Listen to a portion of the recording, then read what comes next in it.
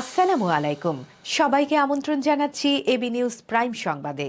আপনাদের সঙ্গে আছি আমি সুমাইয়া মেঘলা। শুরুতেই জানিয়ে দেব সংবাদ শিরোনাম।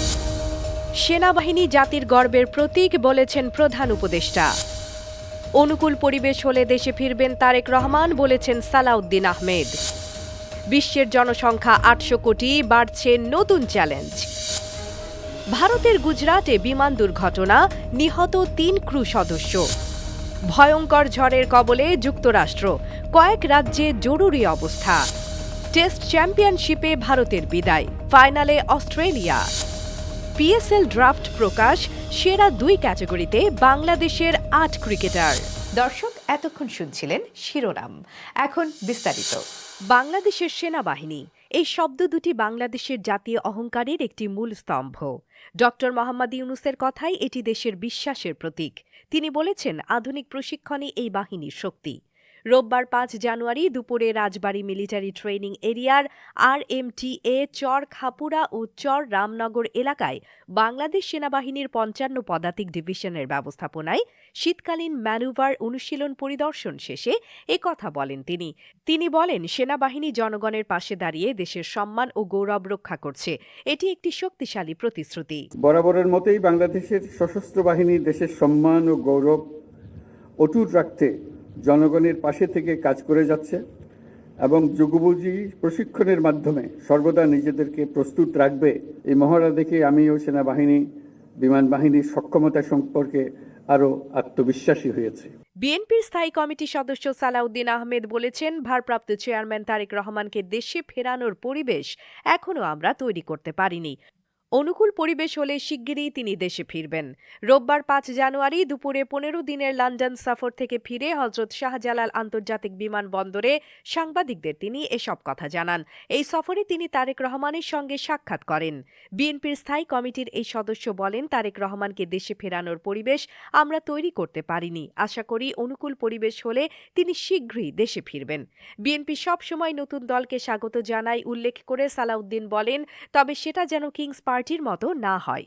বর্তমানে দেশে যে ফ্যাসিবাদ বিরোধী ঐক্য গড়ে উঠেছে তা বাস্তবায়ন ও গণতান্ত্রিক প্রক্রিয়ার জন্য জাতীয় ঐক্যের ভিত্তিতে দ্রুত নির্বাচন দেওয়া প্রয়োজন।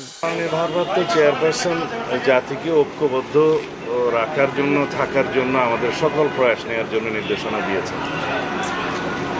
অন্যথায় ফ্যাসিবাদ বিরোধী শক্তি এবং তাদের দোসররা আশকারা পেতে পারে, সেটা আমরা বুঝতে পেরেছি। ইতিমধ্যে সেরকম বিভিন্ন কর্মকাণ্ড জাতি প্রত্যক্ষ করেছে।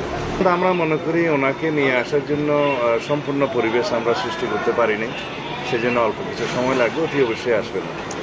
২০২৫ সালের ১ জানুয়ারি বিশ্বের মোট জনসংখ্যা পৌঁছেছে ৮০১,৯৭৬,১৮৯ জনে। ২০২৪ সালে বেড়েছে ৭,৫১,৬২,৫৪১ জন। যুক্তরাষ্ট্রের সরকারি পরিসংখ্যান দফতর ইউএস সেন্সাস ব্যুরো বৃহস্পতিবার এক বিবৃতিতে এ তথ্য জানিয়েছে। বিস্তারিত দেখুন প্রতিবেদনে।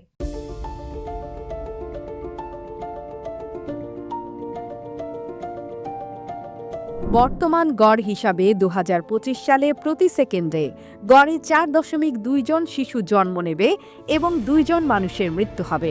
তবে মাসভিত্তিক জন্ম ও মৃত্যু হারের তারতম্যের কারণে এই গড় পরিসংখ্যান ভিন্ন হতে পারে বলে সতর্ক করেছে সংস্থাটি।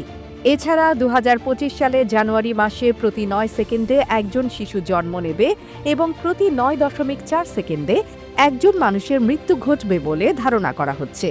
বর্তমানে বিশ্বের জনসংখ্যার দিক থেকে শীর্ষস্থানে রয়েছে ভারত।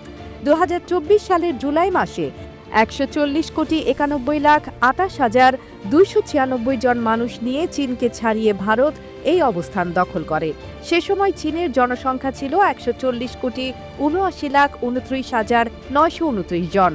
মার্কিন জনজরিপ সংস্থা মনে করছে ২০২৫ সালেও জনসংখ্যার তালিকায় ভারত ও চীন যথাক্রমে প্রথম এবং দ্বিতীয় অবস্থান ধরে রাখতে সক্ষম হবে।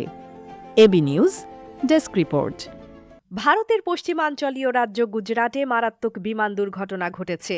উপকূলরক্ষী বাহিনীর প্রশিক্ষণ উড়োজাহাজ বিধ্বস্ত হয়ে ৩ ক্রু সদস্য প্রাণ হারিয়েছেন। রোববার পোর বন্দরে এই দুর্ঘটনা ঘটে। উড়োজাহাজটি আকাশে থাকা অবস্থায় আগুন ধরে যায়। দুর্ঘটনার একটি ভিডিওতে দেখা যায় অ্যাডভান্সড লাইট হেলিকপ্টারটি একটি উন্মুক্ত মাঠে আছড়ে পড়ছে। বিধ্বস্ত হওয়ার সঙ্গে সঙ্গে বিশাল আগুনের শিখা দেখা যায়, যা কালো ধোঁয়ার কুণ্ডলী তৈরি করে।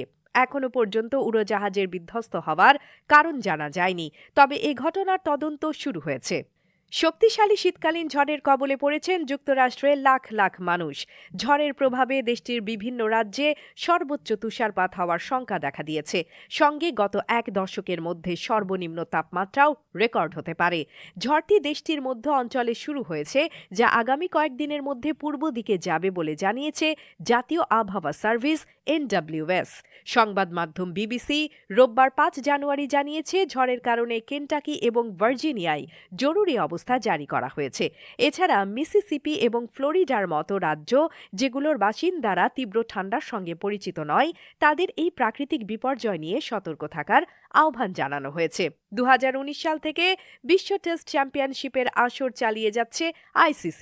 ২০২৩-২৫ সিজনে টেস্ট চ্যাম্পিয়নশিপের ফাইনাল ওঠার লড়াইয়ে ছিটকে গেছে ভারত। সিডনি ক্রিকেট গ্রাউন্ডে অনুষ্ঠিত বোর্ডার গাভাস্কার সিরিজের পঞ্চম ও শেষ টেস্টে ভারত ১৬২ রানের লক্ষ্য নির্ধারণ করে, কিন্তু মাত্র ২৭ ওভারেই ৬ উইকেট হাতে রেখে জয়লাভ করে প্যাট কামিন্সের দল। এই জয়ের ফলে ২০১৪-১৫ মৌসুমের পর প্রথমবারের মতো ভারতকে টেস্ট সিরিজে পরাজিত করে অস্ট্রেলিয়া। সিরিজটি ৩-১ ব্যবধানে শেষ হয়, যা তাদের বিশ্ব টেস্ট চ্যাম্পিয়নশিপের টানা দ্বিতীয় আসরের ফাইনালে ওঠার পথ প্রশস্ত করে। পাকিস্তান সুপার লিগের ড্রাফটে নাম ছিল বাংলাদেশের একাধিক ক্রিকেটারের, যেখানে নাম এসেছে সেরা ২ টাইগার ক্রিকেটের ৮ তারকা।